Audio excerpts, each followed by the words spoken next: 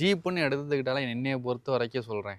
நான்லாம் 4x4னா தான் ஒரு ஜீப்போட ஃபீலை வந்து நம்ம அனுபவிக்க முடியும். நான் வந்து ஃபீல் பண்ணுறேன். ஆனால் நீங்கள் வந்து ரியர் வீல் டிரைவ் போயிருக்கீங்களே, இதுக்கு என்ன ரீசன்? அதாவது எப்படின்னா, இதை ஜீப்பு இந்த லுக்கை பார்த்து வாங்குனீங்களா? இல்லை என்ன உங்களை இம்ப்ரெஸ் பண்ணுச்சுன்னு கேட்குறேன். லுக்கு தான் ஜி, பெர்ஃபார்மன்ஸ், அதாவது அந்த ரோட் ப்ரெசன்ஸ் தான். எனி டைம் நீங்கள் வண்டி எடுக்கும் போது அதோட ரோட் ப்ரெசன்ஸ் வந்து பார்த்தீங்கன்னா ஃபேப்லஸாக இருக்கும். அதோட ரோட் ப்ரெசன்ஸ் வந்து பார்த்தீங்கன்னா அப்படி ஒரு இதாக இருக்கும்.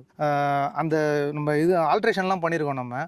ஸோ அதனால் மோஸ்ட் ஆஃப் தி பீப்புள் வந்து பார்த்தீங்கன்னா ஐஸ் வந்து வண்டியில் தான் இருக்கும்.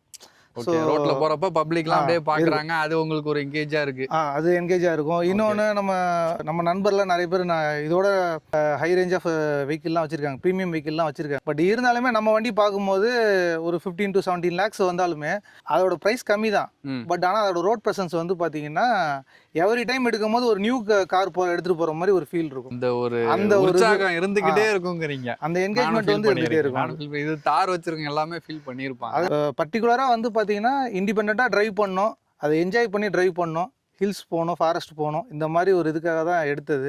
இன்னொன்று சென்னையில் ரோடே இல்லை, அந்த வண்டியெல்லாம் எடுத்தால் ஓட்ட முடியல. இந்த வண்டி ஓட்டினோம்னா அதை பற்றி வந்து எதுவுமே இல்லை. மெட்ரோ ஒர்க் நடக்குது, ஃப்ளட் வருது, ஃப்ளட்டெல்லாம் வந்துச்சுன்னா இந்த வண்டி தான்.